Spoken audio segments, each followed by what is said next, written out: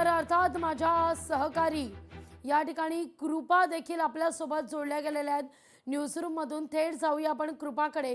कृपा, तुमच्याकडे काय महत्त्वाची अपडेट आता प्राप्त होतीये? जी निश्चितच लागवी खरं तर आज नगर परिषद आणि नगरपंचायतींच्या निकालाची धूम सर्वत्र पाहायला मिळते, जल्लोष पाहायला मिळतोय। महायुतीने मोठ्या प्रमाणात बाजी मारलेली आहे। यातच जेजुरीतून एक ब्रेकिंग न्यूज समोर येते। भंडारा घेऊन आता कार्यकर्ते अजित पवारांच्या भेटीसाठी गेलेले आहेत जेजुरीत। तिकडे नगर परिषदेत राष्ट्रवादीचा झेंडा फडकलेला आहे आणि संपूर्ण कार्यकर्त्यांमध्ये जल्लोष पाहायला मिळतोय। अजित पवारांना हे सगळे कार्यकर्ते भेटण्यासाठी गेलेले आहेत। आपण त्यानंतर थेट जळगावमध्ये जाऊयात। तिकडे मुक्ताईनगरमध्ये केंद्रीय राज्यमंत्री रक्षा खडसे यांना मात्र मोठा धक्का बसलाय। मुक्ताईनगरमध्ये शिवसेना शिंदे गटाचे उमेदवार संजना पाटील यांची नगराध्यक्षपदी त्या विजयी झालेल्या आहेत। तर भविष्यात मुक्ताईनगरमध्ये जनतेचा विश्वास जिंकण्याचा प्रयत्न करू असा विश्वास त्यांनी या ठिकाणी व्यक्त केलेला आहे। पराभवानंतर रक्षा खडसे यांनी ही प्रतिक्रिया दिलेली आहे। त्यानंतर आपण पुन्हा जाऊयात मावळ पुण्यात।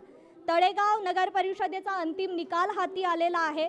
नगराध्यक्षपदी संतोष दाभाडे जे की भाजप आणि अजित पवारांच्या राष्ट्रवादीतून युतीमधून लढत होते, त्यांचा या ठिकाणी विजय झालेला आहे। वडगाव मावळमधील आपण निकाल या ठिकाणी पाहतोय नगरपंचायतीचा।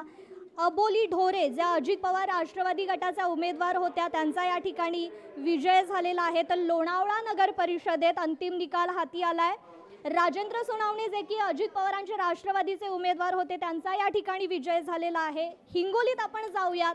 कळमनुरीत दोन्ही नगर परिषदेवर शिवसेनेचा झेंडा फडकवण्यात आलेला आहे। हिंगोलीत शिवसेना आमदार संतोष बांगर यांची विजयी रॅलीला आता सुरुवात झालेली आहे। त्यामुळे हिंगोलीत भाजपला मोठा धक्का बसल्याचं समजलं जात आहे। तर बीडच्या गेवराई नगर परिषदेत भाजपच्या गीता पवार यांचा विजय झालेला आहे लागवी। त्यामुळे एकूणच महायुतीत ही धूम पाहायला मिळतेय लागवी। अगदी कृपा, मी तुमच्याकडे पुन्हा येणारच आहे, पण लोकशाही मराठी ऐका, पहा, जागरूक रहा।